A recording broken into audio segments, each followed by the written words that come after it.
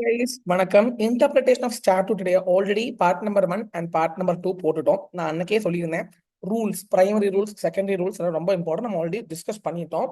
இப்ப வந்து அந்த சாப்டர்ல லாஸ்டா இருக்கிற விஷயம் தான் எய்ட்ஸ் ஆஃப் இன்டர்பிரிட்டேஷன். அதாவது உங்களை இன்டர்பிரட் பண்றதுக்கு சில விஷயங்கள் ஹெல்ப் பண்ணும், உதவி பண்ணும் அப்படின்னு சொல்றாங்க. என்ன விஷயங்கள்? இன்டர்னல் விஷயங்களும் இருக்குது, எக்ஸ்டர்னல் விஷயங்களும் இருக்குது. அப்படின்னா ஸ்டாட்யூட்டுக்குள்ளேயே, ஆக்டுக்குள்ளேயே சில விஷயங்கள் இருக்குது, அதெல்லாம் இன்டர்னல். ஆக்டுக்கு வெளியில் இருக்குது சில விஷயங்கள், அதெல்லாம் எக்ஸ்டர்னல். ஆக்டுக்குள்ள இருக்கிற இந்த இன்டர்னல் விஷயங்கள் ஃபர்ஸ்ட் நீங்க யூஸ் பண்ணி அந்த உதவியை நீங்க ஃபர்ஸ்ட் எடுத்துக்கங்க. சார் புரியல சார். எக்ஸாம்பிள் என்ன சொல்றாங்க? ஆக்ட்லயே ப்ரொவிஷன்ஸ் இருக்கும், ஆக்ட்லயே எக்ஸாம்பிள்ஸ் இருக்கும், ஆக்ட்லயே ஷெட்யூல்ஸ் இருக்கும், ஆக்ட்லயே டெஃபினிஷன்ஸ் இருக்கும். இதை ஃபர்ஸ்ட் நீங்க பாருங்க. அதை பார்த்து இன்டர்பிரட் பண்ணி கன்ஸ்ட்ரக்ஷன் பண்ணி முடிச்சதுக்கு அப்புறம் உங்களால பண்ண முடியல, ஒண்ணுமே பண்ண முடியலன்னா மட்டும்தான் நீங்க வெளி சோர்சஸ்க்கு போங்க. ஒரு டெஃபினிஷன் நீங்க பாத்தீங்க, ஆக்ட பாத்தீங்க, கிடைக்கல, ரெஃபரன்சஸ் பாத்தீங்க. ஃபார் எக்ஸாம்பிள் கம்பெனிஸ் ஆக்ட்ல சொல்றாங்க refer these definition of security in SEBI act சொல்றாங்க. நீங்க அங்க பாத்தீங்க, அங்கேயும் கிடைக்கல. அப்படி இருக்கிற பட்சத்துல தான் நீங்க வந்து எக்ஸ்டர்னல் எய்டான டிக்ஷனரியில போயிட்டு பார்க்கணும். சோ இன்டர்னல் எய்ட ஃபர்ஸ்ட் ப்ரிஃபரன்ஸ் கொடுத்து போட்டு அதனால உங்களுக்கு யூஸ் இல்லைன்னா மட்டும்தான் எக்ஸ்டர்னல் எய்டுக்கு போகணும். இதெல்லாம் பிரைமரி விஷயம், மைண்ட்ல வச்சுக்க வேண்டிய விஷயம். நம்ம ஃபர்ஸ்ட் வந்து இன்டர்னல் எய்ட்ஸை ஃபர்ஸ்ட் நல்லா புரிஞ்சுக்கலாம். First one title. இதுல இருந்து எம்சிக்யூஸும் வரதுக்கு வாய்ப்பு உண்டு, ஈவன் டிஸ்கிரிப்டிவ் 3 மார்க்ஸ் வரதுக்கு வாய்ப்பு உண்டு. நல்லா கவனமா கேட்டுங்க. இந்த நோட்ல இருக்கிற விஷயங்கள் படிச்சா போதுமா சார்? கண்டிப்பா ஆமா. நோட்ல இருக்கிற விஷயங்கள் அப்படியே படிச்சு வச்சுக்கங்க, ரொம்ப யூஸ்ஃபுல்லா இருக்கும். தாராளமாக இந்த நோட்டை நீங்க நல்லா படிச்சுக்கங்க, நம்ம லெக்சர் நல்லா கேட்டுங்க, கான்செப்ட் புரிஞ்சுக்கங்க. Questions, book back questions and RTP MTP questions நம்ம இன்டர்பிரேஷன் பண்ணி பாருங்க. All super, you are ready to go for exam. Title பொறுத்த மட்டும், டைட்டில்னா என்ன? டைட்டில்னா நேம், முகவரி, உங்க பேர் என்ன, தலைப்பு என்ன, அதாவது உங்களுடைய பேர் என்ன, அதெல்லாம். அதாவது கம்பெனிஸ் ஆக்டோட பேர் என்னது? Companies act. Partnership Act ஓட பேர் என்ன? Partnership Act. So title is basically two types. One is short title and one is long title. Short title சிம்பிளுங்க, the name of the act, அவ்வளவுதான். It identifies the enactment. Enactment identify பண்றது. Identify பண்றதுன்னா basically name of the act. ஆனா there is one more concept called long title. What is meant by long title? Long title is nothing but it's an elaborate. அதாவது அந்த பேரு மட்டும் இருக்காது, பேரு கூட Companies Act deals with provisions regarding companies. Partnership Act deals with provisions, the terms and conditions governing the provisions governing the partnership. அப்படின்னு சொல்லும்போது அது டைட்டில் சொல்லும்போது அது ஷார்ட் டைட்டில் கிடையாது, லாங் டைட்டில். லாங் டைட்டில்னா கொஞ்சம் எலாபரேட்டாவா இருக்கும்.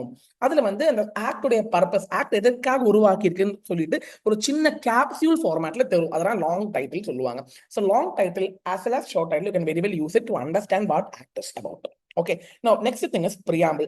Preamble னு சொன்னாலே லாங் டைட்டில் உடைய காம்ப்ரிஹென்சிவ் ஃபார்மேட் தான். லாங் டைட்டில் சொல்லிட்டோமே சார். ஆமா, லாங் டைட்டில் விட கொஞ்சம் டிஸ்கிரிப்டிவாக, கொஞ்சம் எலாபரேட்டாக, கொஞ்சம் காம்ப்ரிஹென்சிவாக இருக்கிற விஷயம் தான் பிரியாம்பிள். பிரியாம்பிள்னு சொன்னாலே ஸ்கோப், மெயினா ஸ்கோப். ஸ்கோப்னா என்ன? அந்த ஆக்ட்ல என்னெல்லாம் கவர் ஆகுது, இந்த ஆக்ட்ல என்னெல்லாம் கவர் ஆகுது, இந்த ஆக்ட் யாருக்கு அப்ளை ஆகுது, ஸ்கோப், அப்ளிகபிலிட்டி, எக்ஸ்டென்ட். எக்ஸ்டென்ட்னா இந்தியா மொத்தம் அப்ளிகபிள் ஆகுதா, கேரளால அப்ளிகபிள் ஆகுதா, ஆர் தமிழ்நாட்டில் அப்ளிகபிள் ஆகுது அப்படின்னு சொல்றதுதான் பிரியாம்பிள். பிரியாம்பிள் வந்து மொத்தமாகவே உங்களுக்கு ஃபுல் கம்ப்ளீட் டீட்டெயிலா சொல்லி கொடுத்துருவாங்க. ஆனா ஒரு விஷயம் ரொம்ப ரொம்ப முக்கியம். Preamble will disclose the primary intention of the legislature. Mark பண்ணி வச்சுங்க, because this will be asked for MCQ. அது மட்டும் இல்லாமல் நீங்க எப்ப preamble பார்க்கணும்னு கேட்டீங்கன்னா, ஆக்ட்ல இருக்கிற வேர்டுடைய மீனிங் கிளியர் இல்ல, if you are unable to understand the meaning of a word in the law, அந்த டைம்ல நீங்க preamble போயிட்டு பாத்தீங்கன்னா, ஓகே preamble இத பத்தி தான் சொல்ல போறாங்க, சோ அந்த சர்க்கம்ஸ்டன்ஸ் உங்களால உள்வாங்கிக்கிட்டு இன்டர்பிரட் பண்ண முடியும். சரிதா? So one more thing, when words have more than one meaning and if you doubt, there is a doubt arising between two meanings, you can very well go and refer the preamble and understand what the scope of the act is, and based on which you can come to a conclusion. Next, heading and title. அதாவது குரூப்பா பிரிக்கிறோமுங்க. எந்த குரூப்பா பிரிக்கிறோம்? இப்போ companies ஆக்ட்லயே நமக்கு தெரியும், deposit chapter 5, charges 6, incorporation 2, prospectus 3. So இந்த மாதிரி சாப்டரா குரூப்பா பிரிச்சு வச்சிருக்காங்க. ஏன்னா கன்ஃபியூஷன்ஸ் இல்லாம அந்தந்த விஷயத்துக்கு அந்தந்த விஷயத்தோட ஸ்கோப்பை பார்க்க முடியும். டெபாசிட்ல இருக்கக்கூடிய ஸ்கோப்னா என்ன? கவரேஜ். டெபாசிட் சாப்டருடைய ஸ்கோப் அண்ட் கவரேஜ் என்ன சாப்டர்ல இருக்கும்? சாப்டர் நம்பர் 5 இருக்கும். சார்ஜஸ் உடைய ஸ்கோப் எதில் இருக்கும்? சாப்டர் நம்பர் 6 இருக்கும். சோ இந்த சாப்டரா பிரிக்கும் போது you will be able to ascertain the scope for a particular group of an group of the provisions. Okay, next marginal notes. ரொம்ப ரொம்ப இம்பார்ட்டன்ட். மார்ஜினல் நோட்ஸ் வந்து பொதுவாக நம்ம வந்து இன்டர்பிரேஷன் யூஸ் பண்ண மாட்டோம். ஏன் கேட்டீங்கன்னா இது வந்து ஆக்ட்ல இருக்காது. அதாவது ஆத்தர்ஸ் வந்து பப்ளிஷ் பண்ணுவாங்கல்ல, புக் வந்து பப்ளிஷ் பண்றவங்க மார்ஜின் மீன்ஸ் லெஃப்ட் ஹேண்ட் சைட்ல அவங்க வந்து ஷார்ட் நோட்ஸ் மாதிரி எழுதுவாங்க, எக்ஸ்பிளனேஷன்ஸ் மாதிரி எழுதுவாங்க. ஸோ இந்த மாதிரி பண்ணும்போது what happens is this will be used, you can use it for interpretation, but basically நம்ம interpretation of statute என்ன சொல்லுதுன்னா அதை யூஸ் பண்ணாதீங்க. ஏன்னா அது ஆக்ட் கூட வர மாட்டேங்குது. it is not being inserted in the act. Act pass பண்ணும்போது இன்சர்ட் ஆகல, ஆக்ட் வந்ததுக்கு அப்புறம் தான் பேசிக்கலி இன்சர்ட் ஆகுது. இந்த ஆத்தர்ஸ் ஒரு புக்கு ரிலீஸ் பண்ணும்போது அது உருவாகுதுன்னு சொல்றாங்க. சரிங்களா? So you just understand what marginal notes is. Next definitions. ரொம்ப ரொம்ப உங்களுக்கு நல்லாவே தெரியும். Definition means terminologies, key terms and key terminologies பத்தி ஆக்டே சொல்லி தரும். செக்ஷன் நம்பர் 2 பார்த்தா டெஃபினிஷன் செக்ஷன். ஆனா இங்க வந்து 3 டைப்ஸ் ஆஃப் டெஃபினிஷன்ஸ் இருக்குது. ஒன்னு வந்து ரெஸ்ட்ரிக்டிவ் ஆர் எக்ஸாஸ்டிவ். அதாவது மீன்ஸ்னா என்ன, மீன்ஸ் இன்க்ளூட்ஸ் நல்லா தெரியும் உங்களுக்கு, ஜெனரல் கிளாஸ் ஆக்ட்ல சொல்லி கொடுத்துருக்கேன். மீன்ஸ்னா என்ன, share means, company means, LLB means and LLB incorporate அப்படி சொல்லுவாங்கல்ல, அதுதான் எல்எல்பி மீன்ஸ். ஸோ அதுதான் மீன்ஸ்னா என்ன, எக்ஸாஸ்டிவ், இது அதுதான். ஷேர் மீன்ஸ் அது இதுதான். இன்க்ளூசிவ்னா என்ன, இன்க்ளூசிவ்னா அதுல என்னெல்லாம் வரும், இம்மூவபிள் ப்ராப்பர்ட்டி இன்க்ளூட்ஸ், கீழே சொல்ற விஷயங்கள் அதுக்குள்ள இன்க்ளூட் ஆகுது. எக்ஸ்டென்சிவாக சொல்றது, இன்க்ளூசிவ்னா எக்ஸ்டென்சிவ்னு அர்த்தம். மீன்ஸ்னா ரெஸ்ட்ரிக்டிவ், எக்ஸாஸ்டிவ்னு அர்த்தம். ஒரு விஷயம் கூட இருக்குது, ஆம்பிகஸ் டெஃபினிஷன் ஒரு டெஃபினிஷன் இருக்குது, நல்லா புரிஞ்சுக்கங்க. கம்பெனியோட டெஃபினிஷனே ஆம்பிகஸ் தான். என்ன சார் இப்படி சொல்லிட்டீங்க?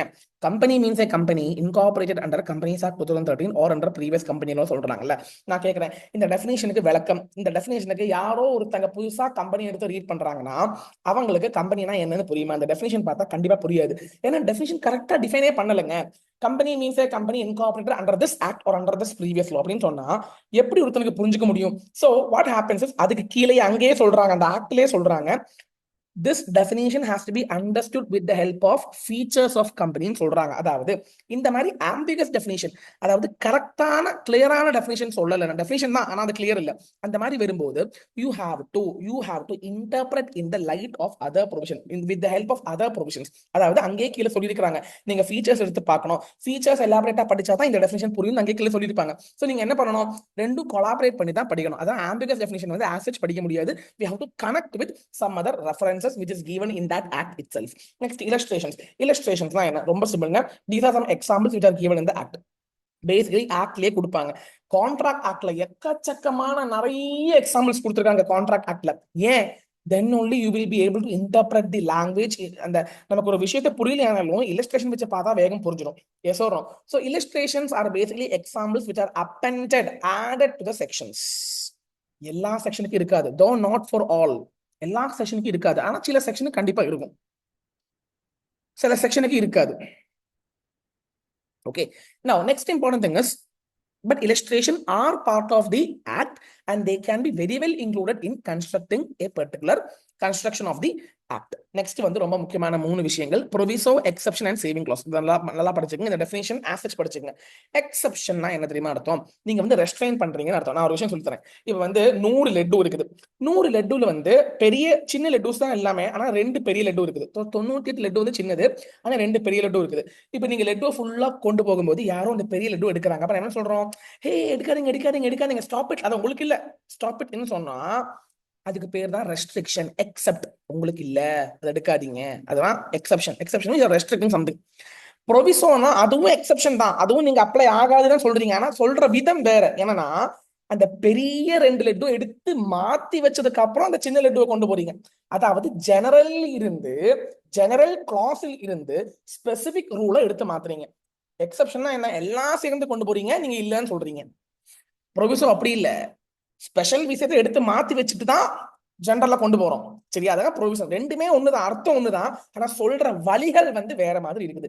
சேவிங் கிளாஸ் என்ன, சேவிங் கிளாஸ்னா பேசிக்கலி கம்பெனிஸ் ஆக்ட் 1956 ரிப்பீல் ஆயித்தானே, ரினாக்ட் ஆகி 2013 ஆக்ட் வந்திருக்குது இல்ல. ஸோ 2018ல சில விஷயம், 2013 ஆக்ட்ல சில விஷயம் சொல்லுவாங்க, தம்பி அந்த ஆக்ட்ல சொல்ற விஷயம் வந்து கண்டினியூ ஆகுது, அந்த ஆக்ட்ல சொல்ற அந்த விஷயம் வந்து கண்டினியூ ஆகும், அந்த ஆக்ட்ல சொல்ற விஷயங்கள் வந்து till its expiry it will be continuing அப்படின்னு சொல்றாங்கன்னா அதோட அர்த்தம் என்ன, அந்த ஆக்ட்ல சொல்ற விஷயத்தை சேவ் பண்றாங்கன்னா அது இப்பவும் கண்டினியூ பண்ணி கொண்டு போறாங்க. இப்போ டைரக்ட் டாக்ஸ்ல ஒரு விஷயம் சொல்றாங்கன்னு வச்சுக்கோங்க. இப்போ imagine direct tax income tax act 1935, income tax act 1972 அப்படின்னு 1968 அப்படின்னு நீங்க மாத்தி வச்சுக்கோங்க. எனக்கு இயர் திடீர்னு வரல, வாயில வரல, ஒரு எக்ஸாம்பிள் வச்சுக்கோங்க. 2 வருஷம் ஒரு போன 1930 இருக்கிற இன்கம் டாக்ஸ் ஆக்ட் சேஞ்ச் பண்ணி 1962 இருக்கிற புதிய இன்கம் டாக்ஸ் ஆக்ட் கொண்டு வந்தாங்கன்னு வச்சுக்கோங்க. அந்த புதிய இன்கம் டாக்ஸ் ஆக்ட்ல சொல்லுவாங்க, அந்த பழைய இன்கம் டாக்ஸ் ஆக்ட்ல இந்த விஷயம் வந்து இப்பவும் கண்டினியூ ஆகும் அப்படின்னு சொல்லும்போது அந்த விஷயம் வந்து சேவ் ஆகுதுன்னு அர்த்தம். அதுல சொன்ன அது ரிப்பீல் ஆனாலும் அதுல இருக்கிற ரைட்ஸும் அதுல இருக்கிற ரெமடிஸும் ப்ரிசர்வ் ஆகுது, சேவ் ஆகுதுன்னு அர்த்தம். அடுத்தது வந்து எக்ஸ்பிளனேஷன்ஸ். எக்ஸ்பிளனேஷன்ஸ்னா என்ன? There nothing but additional clarifications. அதாவது செக்ஷன்ஸ் நல்லா புரிஞ்சுக்கிறதுக்காக இல்லஸ்ட்ரேஷன்ஸ் இருக்கு. அது மட்டும் இல்லாமல் you will be having some explanations. Explanations are normally given so that it will harmonize the ambiguity. ambiguity na confusions, harmonize na அது வந்து சரி பண்றதுன்னு அர்த்தம், ஈக்குவலைஸ் பண்றதுன்னு அர்த்தம். So you can very well add it, you can very well use it for construction. ஓகேங்களா? So explanations are basically added with, they are used. இப்போ section சொல்றாங்க, சோ செக்ஷன்ல என்னெல்லாம் இன்க்ளூட் ஆகுது, செக்ஷன்ல இருந்து என்னெல்லாம் இன்க்ளூட் ஆகல கரெக்டா எக்ஸ்பிளைன் பண்ணி தந்துருவான். இதுல என்ன வரும் என்ன வராது இது எம்சிக்கு கேட்பான். Explanations may be added to include something in the act or to exclude something from it. இந்த செக்ஷன்ல இதெல்லாம் வருது இதெல்லாம் வராது அப்படின்னு யாரு சொல்லுவாங்க? எக்ஸ்பிளனேஷன் தான் சொல்லுவாங்க. எக்ஸ்பிளனேஷன் இருக்கும், செக்ஷன் கீழே எக்ஸ்பிளனேஷன் கொடுத்துருவாங்க. ஆக்ட் எடுத்து பாத்தீங்கன்னா bylaw, not bylaw, fire act எடுத்து பாத்தீங்கன்னா கண்டிப்பா தெரிஞ்சிடும். இப்ப பயர் ஆக்ட்ல எடுத்து நீங்க பார்க்க தேவையில்லை, ஜஸ்ட் புரிஞ்சு வச்சுங்க. ஷெட்யூல்ஸ்னா என்ன sir? Schedule is also part of act. Act read பண்ணும்போது ஷெட்யூல்ஸ் நீங்க ரீட் பண்ணணும். ஷெட்யூல்ஸ்னா என்ன சார்? சிம்பிள் தான். ஷெட்யூல் 7 சிஎஸ்ஆர் இருக்குல்ல, சோ சிஎஸ்ஆர் ப்ரொவிஷன்ஸ் ரீட் பண்ணும்போது அந்த ஷெட்யூல்ல சொல்ற விஷயங்களும் நீங்க ரீட் பண்ணி இன்டர்பிரட் பண்ணி புரிஞ்சு வச்சுக்கணும். ஷெட்யூல் தானே, அது பார்க்க தேவையில்லையே சொல்லிட்டு நீக்கி வைக்க கூடாது. ஆக்ட் ரீட் பண்ணும்போது நீங்க ஷெட்யூல்ஸும் பார்த்து வச்சுக்கணும். Next, read the statute as a whole. இது வந்து ஒரு கேட்டிருக்கான். ஸ்டாட்யூட்டை மொத்தமாக ரீட் பண்ணுங்க. It's an elementary basic principal. நீங்க எப்படி ஒரு டீடை வந்து ரீட் பண்றீங்களோ, ஒரு டீடு, ஒரு பார்ட்னர்ஷிப் டீட்னா கம்ப்ளீட்டா ரீட் பண்ணும். அதே மாதிரி ஸ்டாட்யூட் நிறைய பேஜ் இருந்தாலும் ஐயோ நிறைய பேஜ் இருக்குதே சொல்லி விடக்கூடாது. ஃபுல்லா நீங்க ரீட் பண்ணி புரிஞ்சுக்கணும். இன்னதான் உங்களால ஹார்மனைஸ் பண்ண முடியும். ஆம்பிகுட்டி இல்லாமல் true meaning, each and every கிளாஸஸ்க்கு ட்ரூ லிட்டரல் மீனிங் கொண்டு வாங்க. And try to bring harmony when there is any contradiction between the provisions. So read the statute as a whole. இவ்வளோ விஷயங்கள் ஆக்ட் உள்ளாரு இருக்குது. அதை நீங்க ஃபர்ஸ்ட் பார்த்து இன்டர்பிரட் பண்ணுங்க. இதவும் பண்ணிட்டு ஒன்னாலும் ஒண்ணுமே பண்ண முடியல, உனக்கு ஒண்ணுமே புரியல, இவ்வளவு கத்தி கத்தி கத்தி சொல்லி கொடுத்துட்டு ஒண்ணுமே புரியல சொன்னா என்ன பண்றது? டீச்சர் ஃபேக்கல்டி வந்து கிளாஸ்ல ஆஃப்லைனா கத்தி கத்தி கத்தி நிறைய சொல்லி கொடுக்குறாரு, புரியல சொன்னா நீங்க என்ன பண்ணுவீங்க? வெளியில போவீங்க, யூடியூப் போயிட்டு பாப்பீங்க. அதே மாதிரி இப்ப நீங்க யூடியூப் வந்து பாக்குறீங்க சொன்னா அங்க புரியலன்னு எல்லாம் அர்த்தங்க. ஒரு எக்ஸாம்பிள் சொல்றீங்க, ஒரு எக்ஸாம்பிளுங்க. கிளாஸ்ல எல்லாம் உட்காந்து படிச்சீங்க, கொஞ்சம் புரிஞ்சுது கொஞ்சம் புரியல, நீங்க என்ன பண்ணுவீங்க? யூடியூப் எடுத்து சர்ச் பண்ணுவீங்க, இல்லையா சாட் ஜிபிடி எடுத்து பாப்பீங்க, இல்லையா நீங்க யாருக்கிட்ட ஃப்ரெண்ட்ஸ்ட கேட்பீங்க. அதே மாதிரி சீனியர்ஸ் கிட்ட கேட்பீங்க. அதே மாதிரி எல்லாம் பார்த்து முடிச்சுட்டு இன்னும் உங்க டவுட் ரிமூவ் ஆகல, இன்னும் உங்க டவுட் வந்து கிளியர் ஆகல சொன்னா எக்ஸ்டர்னல் எயிட்ஸ் நல்லா படிச்சு வச்சுங்க. ஒரு ஒரு அட்லீஸ்ட் டைரக்ட் கொஸ்டின் கேட்கறதுக்கு வாய்ப்பு உண்டு. ஹிஸ்டாரிக்கல் எயிட்ஸ்ல இந்த 5 விஷயங்கள் படிச்சா போதும். ஹிஸ்டாரிக்கல் எக்ஸ்டர்னல் எயிட்ஸ்ல இந்த 5 விஷயங்கள் படிச்சா போதும். Historical setting, consolidating statute, earlier and later act, analogous act, dictionary meaning and using of foreign laws, foreign decisions. இந்த 5 விஷயங்கள் படிச்சா போதும். First one, historical settings. அதாவது ஒரு ஆக்ட் எப்போ உருவாச்சு, ஆக்ட் எப்ப கொண்டு வந்தாங்க, எனக்குனால கொண்டு வந்தாங்க, அதனால என்ன பிரயோஜனம் வந்திருக்குது, அதனால என்ன யூஸ் வந்திருக்குது, அதோட ஒப்ஜெக்ட் என்ன, ஸ்கோப் என்ன, அன்னைக்கு என்ன சூழ்நிலை இருந்துச்சு இந்த ஆக்ட் கொண்டு வந்ததுக்காக, இதெல்லாம் புரிஞ்சு வச்சுக்கிட்டீங்கன்னா ஏன் நம்ம ஹிஸ்டரியை புரிஞ்சு வச்சுக்கிறோம்? என்னதான் மறுபடியும் இந்த தப்பு பண்ண மாட்டோம். S R no? ஹிஸ்டரி ஏன் நம்ம ஸ்கூல்ல படிச்சுட்டு இருக்கிறோம்? ஏன் ஹிஸ்டரி படிக்கணும்? ஹிஸ்டரி படிச்சாதான் மறுபடியும் இந்த தப்பு பண்ணாம இருப்போம். சோ அதனாலதான் ஹிஸ்டரியை நீங்க புரிஞ்சுக்கங்க. Historical facts, understand, comprehensively understand what was the matter on that day. Companies act 1956 உருவாச்சல, அன்னைக்கு என்ன நடந்தது அது எப்படி பார்ப்போம்னா அது நீங்க தேடி கண்டுபிடிச்சா. அதான் external sources. You go to external source, you go to someone, ask, research பண்ணுங்க நாங்க சொல்றாங்க. புரியுறதா? நெக்ஸ்ட் வந்து கன்சாலிடேட்டிங் ஸ்டாட்யூட், ரொம்ப ரொம்ப முக்கியம். ஏங்க கன்சாலிடேட்டிங் ஸ்டாட்யூட் அண்ட் ப்ரீவியஸ் லோனா என்ன அர்த்தம்? நம்ம நிறைய பேர் கரெக்டா புரியவே மாட்டேங்குது. ஆக்ட் டு கன்சாலிடேட் அப்படின்னா என்ன தெரியுமா அர்த்தம்? நான் சொல்லி தரேன். இப்போ ஜிஎஸ்டி ஆக்ட் இருக்குது, நல்லா புரிஞ்சுங்க. ஜிஎஸ்டி ஆக்ட்னா என்ன? VAT, sales tax, purchase tax எல்லாம் எல்லாம் ஒழிச்சு கட்டிட்டு ஜிஎஸ்டி கொண்டு வந்துட்டாங்க. இப்ப நான் கேட்கறேன், ஜிஎஸ்டி டவுட் வந்துச்சுன்னா நீங்க வந்து ஜிஎஸ்டி ஆக்டுக்குள்ளார இருக்கிற எல்லா விஷயமும் பார்க்கலாம். ஆனா அதுவும் பார்த்து ஒன்னும் புரியலன்னா என்ன பண்ணுவீங்க? எக்ஸ்டர்னல் சோர்சஸ்க்கு போவீங்க. எக்ஸ்டர்னல் சோர்ஸ்ல வேட் ஆக்ட் எடுத்து பார்க்கலாம், value added tax, sales tax, purchase tax, excise tax, excise duty, இதெல்லாம் எடுத்து நீங்க பார்த்து கன்சாலிடேட் பண்ணி நீங்க கன்ஸ்ட்ரக்ட் பண்ணி இந்த ஆக்டுக்குள்ளார இருக்கிற ஆம்பிகிட்டிவிய உங்களால, கன்ஃபியூஷனை உங்களால நீக்கம் பண்ண முடியும்னு சொல்றாங்க. They may solve doubtful points in the statute with the help of with the aid of such presumption in intention. அதான் சொல்ல வராங்க. என்ன சொல்றாங்க, ஜிஎஸ்டில டவுட் இருக்கும்போது இன்டர்னல் சோர்சஸ் ஃபர்ஸ்ட் ஃபுல்லா பாத்துருங்க. அதுவும் பார்க்க முடியலன்னா எக்ஸ்டர்னல் சோர்ஸ்க்கு போங்க. அப்ப வந்து அன்னைக்கு ப்ரீவியஸ் லாஸ் என்னெல்லாம் இருந்துச்சு, அன்னைக்கு என்னெல்லாம் ஆக்ட கன்சோலிடேட் பண்ணாங்க, அதை எல்லாத்தையும் எடுத்து பாருங்க. எடுத்து பார்த்தால் சம்டைம்ஸ் விளக்கம் வரலாம். ஏங்க இது வந்து நீங்க ஆசெட் நீங்க கான்செப்ட் புரிஞ்சு வச்சுக்கிட்டு இப்ப நோட்ஸ்ல கொடுத்துருக்க விஷயம் கொஞ்சம் அப்படியே நீங்க படிச்சு போட்டு கொஞ்சம் பை ஹார்ட் பண்ணி வச்சுக்கிறது ரொம்ப ரொம்ப நல்லதுங்க. பிகாஸ் அப்பதான் உங்களுக்கு ஃபுல் மார்க்ஸ் கிடைக்கும். நெக்ஸ்ட் வந்து எர்லியர் ஆர் அனாலோகஸ் ஆக்ட் ரொம்ப ரொம்ப முக்கியங்க. அனாலோகஸ் ஆக்ட் சொன்னாலே இந்த லாட்டின் வேர்டை மறக்காதீங்க. பாரிமெட்டீரியா மறக்கவே மறக்காதீங்க, எக்ஸாம் கேட்பான். அனாலோகஸ்னா சிமிலர், சேம்னு அர்த்தம். அப்படின்னா என்ன தெரியுமா அர்த்தம், நான் சொல்லித்தரேன். அதாவது நான் சிம்பிளா சொல்லிடுறேன். இப்போ there are law 1 and law 2. ரெண்டு ஆக்டும் ரெண்டு டிஃபரெண்ட் ஆக்ட் இருக்குது. ஆனா ரெண்டுமே ஒரே விஷயத்த சொல்றதுன்னு வச்சுக்கோங்க. ரெண்டுமே ஒரே விஷயம் சொல்றது. அப்ப லா 1க்கு பிரச்சனை வந்தா நீங்க லா 2 போயிட்டு கேட்கலாம். லா 2க்கு பிரச்சனை வந்தா லா 1க்கு போயிட்டு கேட்கலாம். அதான் மறுபடியும் சொல்றாங்க. தோ தே may be law 1 law number 1 வந்து 1950ல வந்தது, லா நம்பர் 2 வந்து 2024ல வந்தது. ரெண்டுமே ஒரே விஷயம் தான் சொல்லிட்டு இருக்குது. அப்போ 2024ல உருவான ஆக்டுக்கு பிரச்சனை வந்தா நீ 1950ல வந்த ஆக்ட போயிட்டு பார்க்கலாம். 1950ல வந்த ஆக்ட்ல நீ இப்ப ரெஃபர் பண்ணிட்டு இருக்கும்போது பிரச்சனை வரும்போது நீ 2024ல வந்த ஆக்ட நீ எடுத்து பார்த்துக்கலாம். ஸோ அப்புறம் மாத்தி மாத்தி விளையாடிக்கலாம். Though made at different times are even expired and not referring to each other, they shall be taken. ரெண்டு பேரையும் எடுங்க.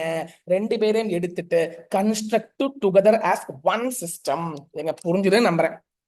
ரெண்டு ஆக்டையும் எடுத்துக்கிட்டு ஒரே போல ரீட் பண்ணி ரெண்டும் கலெக்ட் பண்ணி புரிஞ்சுக்குங்க அப்படின்னு சொல்றாங்க. என்ன அற்புதமாக சொல்றாங்க பாருங்க. டிக்ஷனரி மீனிங் நான் அப்பவே சொல்லிட்டேன். இவன் தான் சேவியர், இவன் தான் லாஸ்ட் ரிசோர்ட். நீங்க என்னெல்லாமோ பண்ணீங்க, ஒண்ணுமே விளங்கல. ஆக்ட் எடுத்து பாத்தீங்க, ரெஃபரன்சஸ் எடுத்து பாத்தீங்க. ரெஃபரன்சஸ்னா என்ன, ஃபர்ஸ்ட் ஆக்ட பாத்தீங்க, ஆக்ட்ல மீனிங் பாத்தீங்க, கண்டுபிடிக்கவே முடியல. செக்யூரிட்டியோட டெஃபினிஷன் செபியை போயிட்டு பாருங்கன்னு கம்பெனிஸ் ஆக்ட் சொல்லுது. செபியும் போயிட்டு பாத்தீங்க, அங்கேயும் பிரயோஜனம் இல்லை. சரி ஜெனரல் கிளாஸ் ஆக்ட் தான் எடுத்து பார்ப்போம் காட்டா, அதுவும் பார்த்துட்டே முடியல. மதர் ஆக்டும் கை விட்டுட்டாங்க. ஷோ என்ன பண்றது, டிக்ஷனரியை பாருங்க, சாட் ஜிபிடி பாருங்க, கூகுளை பாருங்க சொல்றாங்க. அவ்வளவுதாங்க. அது எக்ஸ்டர்னல் சோர்ஸ் தானே, இன்டர்னல் சோர்ஸ் கிடையாதுல்ல. Finally foreign decisions. Can I use foreign case laws as reference? Can I use Indian case law as reference? Yes. Can I use foreign case law? Yes. First நீங்க preference வந்து Indian case law தான் கொடுக்கணும். பிரைமரியான importance always give to, இங்க கொடுத்துருக்காங்க பாருங்க, always give to Indian statute. ஆனா foreign case laws or foreign provisions கண்டிப்பா ஃபாரின்ல இருக்கிற ஆக்ட்ல சொல்லக்கூடிய விஷயத்தை நீங்க வந்து எடுத்துக்கலாம் கன்ஸ்ட்ரக்ஷனுக்கு. எப்போனா இங்க சொல்றதும் அங்க சொல்றதும் ஒரே மாதிரி இருக்கணும், ஒரே சர்க்கம்ஸ்டன்ஸ் இருக்கணும், ஒரே ஃபேக்ட்ஸ் இருக்கணும். எல்லாமே ஒரே மாதிரி இருந்துச்சுன்னா, லெஜிட்டிமேட்லி சேமா இருந்துச்சுன்னா, you can very well refer foreign decisions if you feel it is necessary. Are you getting it? Yes or no? So with this I am closing up interpretation. கண்டிப்பா புக் பேக் கொஸ்டின்ஸ் எடுத்து பாருங்க. RTB MTP questions கொஞ்சம் எடுத்து work out பண்ணி பாருங்க. ரொம்ப simple தான். இதுல இப்பவும் சொல்றேன், லாட்டின் டேர்ம்ஸ் நல்லா படிச்சுக்கங்க. கண்டெம்பரேனோ எக்ஸ்போசிஷியோ, பாரிமெட்டீரியா, அப்சல்யூட்டா சென்டென்டியா, எஜுஸ்டம் ஜெனரஸ். சார் நீங்க அந்த லாட்டின் வேர்ட்ஸ் என்னெல்லாம் இருக்குதோ அது வந்து ஒரு குயிக்கா ஒரு ஷார்ட்ஸ் மாதிரி போட்டு ஒரு ஒன் டைம் விளக்கத்தை கொடுத்தீங்கன்னா நல்லா இருக்கும் அப்படின்னு சொன்னீங்கன்னா கமெண்ட் பண்ணுங்க. கண்டிப்பா நான் போடுறேன். நன்றி வணக்கம். Thank you patiently for waiting this video. நிறைய பேர் வந்து அன்னைக்கே நான் போட வேண்டிய விஷயம், ஆனா இப்பதான் கொஞ்சம் டைம் கிடைச்சது. இந்த கிறிஸ்மஸ் லீவுனால, கிறிஸ்மஸ் ஒரு நாள் ஒரே ஒரு நாள் லீவ் இருக்குது, லீவும் இல்லை, அப்போ நான் உட்காந்து ரெக்கார்ட் பண்ணிட்டு இருக்கிறேன். So all the very best for upcoming exam. So இதோட இன்டர்பிரேஷன் முடியுது. எல்எல்பி மேரத்தான் போட்டுட்டோம், ஜெனரல் கிளாஸ் மேரத்தான் போட்டுட்டோம், இன்டர்பிரேஷன் மேரத்தான் போட்டுட்டோம், ஃபெமா மேரத்தான் போட்டுட்டோம். அதர் லாஸோட எல்லா மேரத்தான்ஸும் அழகாக இருக்குது. பிளேலிஸ்ட் கிரியேட் பண்ணி வச்சிருக்கிறோம். அந்த பிளேலிஸ்ட் லிங்க் நான் கீழே கொடுக்குறேன். கண்டிப்பா நீங்க சர்ச் பண்ணி பார்த்தா தெரியும். இந்த பிளேலிஸ்ட் இருக்கிற எல்லா விஷயங்களும் நல்லா ஒன் டைம் ரீட் பண்ணி வச்சு ஒன் டைம் பார்த்து வச்சிருங்க. இப்பவும் சொல்றேன், other laws including LLP together will come for 35 to 40 marks. இதை நீங்க நல்லா படிச்சீங்கனாலே 25 மார்க்ஸ் ஷுவர் ஷார்ட்டா ஸ்கோர் பண்ணிட்டு போயிட்டே இருக்கலாம். 25 மார்க்ஸ் போதாது தெரியும், ஆனா 25 மார்க்ஸோட கிடைச்சிடும் சொல்றேன். அண்ட் கம்பெனி லோன் நல்லா படிச்சுக்கோங்க. கம்பெனி லோன் நான் சொல்லியிருக்கேன், ஹை ப்ரையாரிட்டி சாப்டர்னு ஒரு வீடியோ போட்டிருக்கேன். அந்த ப்ரையாரிட்டியில் இருக்கிற சாப்டர்ஸும் கம்பெனி லோன் இருக்கிற management, admin, share capital debenture, prospectus, accounts of the company, audit and auditors, dividend எல்லாம் பாத்தீங்கன்னாலே கரெக்டா இருக்கும். சரிங்களா? நன்றி வணக்கம். So all the very best for your upcoming examination. Thank you.